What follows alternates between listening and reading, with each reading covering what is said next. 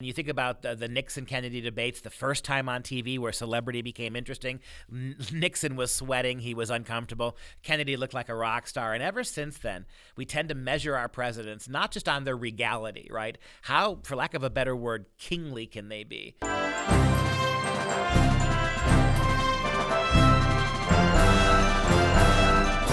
I'm Dr. Duke, and this is Constitution Corner. And boy, whenever you see big pageants, big government displays, we ask ourselves immediately the question, how relevant is our Constitution? When we see the State of the Union address, and it really is a remarkable, it's pageantry, right? You've got members of the Supreme Court. You got all three branches of government, right? You got congressmen and senators. You got Supreme Court justices. You've got the president. You got the first lady. You've got all sorts of military brass there. It's like 4th of July at the first of every year. The question, though, that these great big pageantry events should make us ask is, what in the world does the Constitution say about this? How much of this is what the Founding Fathers envisioned? And if you understand the Founding Fathers and what kind of men they were, whenever you see ostentation, whenever you see opportunities for grandiosity and self-bloviation, you ought to be suspicious about how constitutionally valid this is. It's absolutely true in the Constitution, the American Constitution, the United States Constitution, that under Article 2, Section 3, Clause 1, that's where you'll find it, that the Congress from time to time will be updated by the president about how things are going. It's not meant to be every year necessarily, but from time to time, the Congress will be updated by the president of what's going on.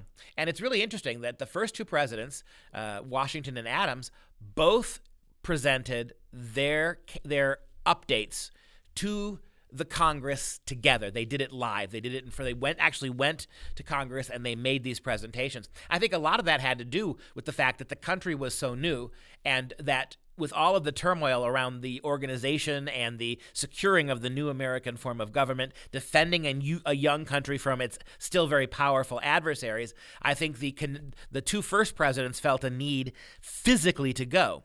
But you might be surprised to learn that after that, there's not a single American president who actually had this kind of a speech. They simply wrote letters, like a good CEO should, and informed the Congress what was happening. It would not be until, believe it or not, 1915 when Woodrow Wilson decided, rather than write a overview and have it deposited with the people in Congress, he was going to address the Congress directly. And ever since then, it has become an American tradition, one that I would argue is not terribly constitutional, and one that really does give an unfair advantage to whoever the president and his party is at the moment, because you control the cards. And what we've seen, really, it's kind of embarrassing over the last, 20 years, that if it's a Republican president, the Democrats all sit on their hands. They won't stand up. If it's a Democrat president, you oftentimes see the same thing, not willing to applaud or to participate.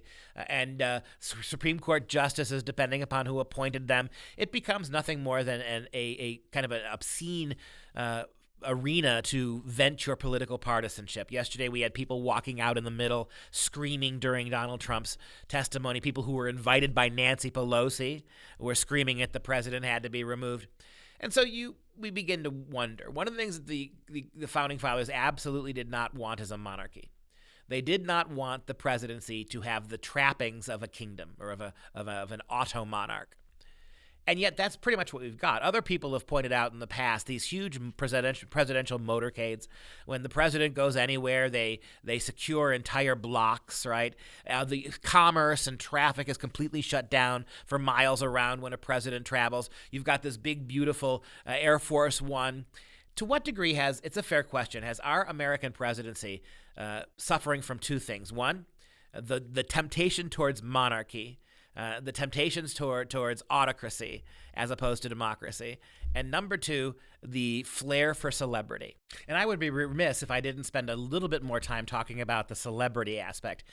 This really came to prominence, I think, with Barack Obama, but it had happened before. John F. Kennedy, I think, was a classic example of an American president who was who became, maybe for the first time, became as much of a celebrity as he did and a leader, right? And you think about the Nixon-Kennedy debates, the first time on TV where celebrity became interesting. Nixon was sweating. He was uncomfortable. Kennedy looked like a rock star. And ever since then, we tend to measure our presidents not just on their regality, right? How, for lack of a better word, kingly can they be? But what is their celebrity bona fides, right? People loved Obama because he would go on ESPN and pick sports games, and he was always available for fashion interviews. And Trump doesn't do a lot of that stuff because they don't invite him. But nevertheless, the American experiment, I think, is in trouble when we begin to treat our presidents like kings, but kings who are actually celebrities. Because as we know in this culture, right, celebrity is king. Honor the Constitution by understanding it. You can go to thenewamerican.com and jbs.org for more info and more shows.